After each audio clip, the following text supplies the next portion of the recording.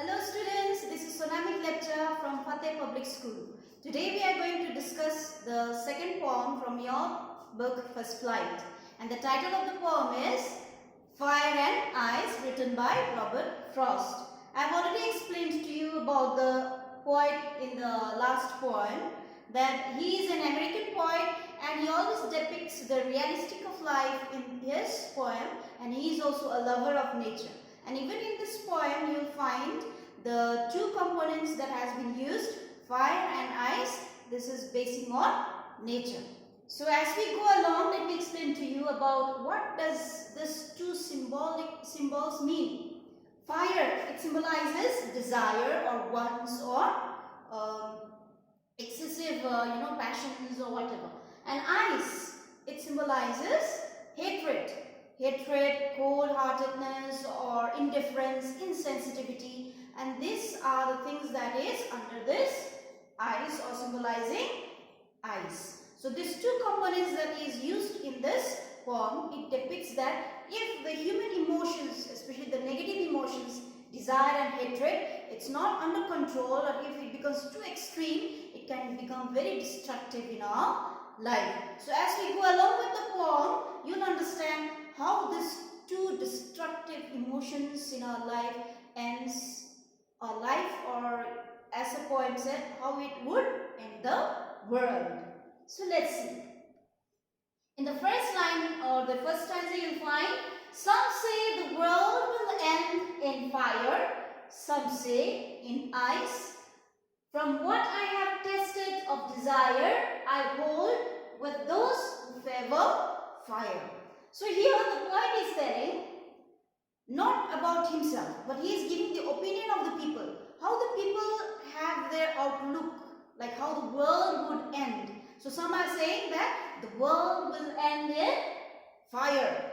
It is due to desire, human emotions, passions or wants. Because of those emotions, the world will end. So the poet is saying, I would agree to this people, because so far what I have tested in my life, I think this is the main reason. Desire, wants, and the passions of life, when it becomes too extreme. Like for example, once we have a little wealth, we want some more, or in the olden days we hear some small kingdom we want to extend more kingdoms, or if we have one maybe the newly bought car, if we get again the new fashionable car, again we want that. So desire is unceasing, so it cannot be stopped. So this kind of desire, if people have, then sure and certain it can destroy our life as well as the world. So the poet says, I would, by testing my life or through the experiences of life, I would really agree to these people who said that the world would end in fire or end in desire, or because of the extreme or excessive emotions or passions in life. And secondly, again, you see here, but if I had to perish twice, here the word perish means end. If it had to perish twice, so if the world has to end twice, that means I think I know enough of hate to know that for destruction, ice also grain and would suffice. So he says that if the option is given, or if the world would have to end twice, so I think I would also be opting for ice, because even ice is sufficient. Ice, also the hatred is sufficient to end the world. Now you see here how he has expressed the hatred in this poem is, you see how the people, if we come, if we really flash back in our like First World War, Second World, this is all because of hatred, or even this hatred is a very negative destruction in our life, is that if we are not controlling in ourselves, it grows gradually, eventually, and suddenly one day it erupts like volcano, and it forms into actions, and we take the destructive ways. So he says, if the world would end twice, then even ice is sufficient. It's enough. Even hatred can be more destructive to end the world. So that's how he ends the poem. So devices that has been used in this poem are rhyming scheme. find in rhyming scheme, I will explain to you.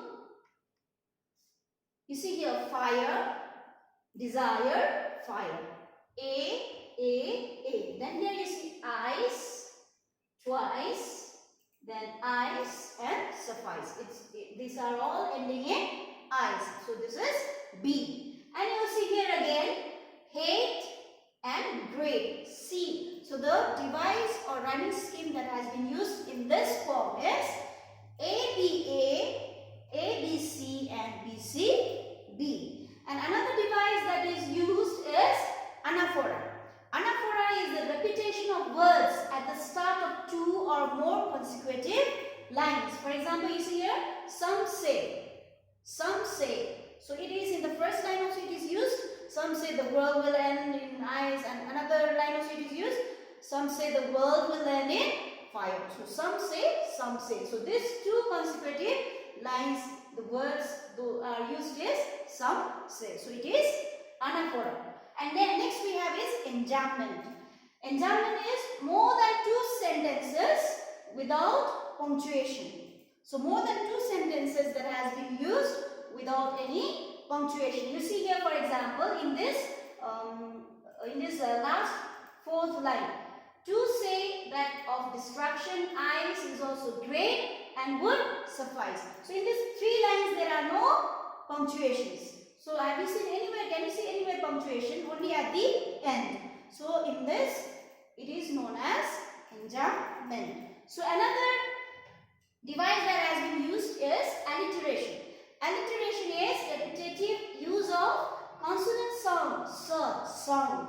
You see in that line, some say sa sound is very, very prominent. So it is alliteration. And next we have is consonants. Consonants is repetition of vowel. For example here, will end in fire.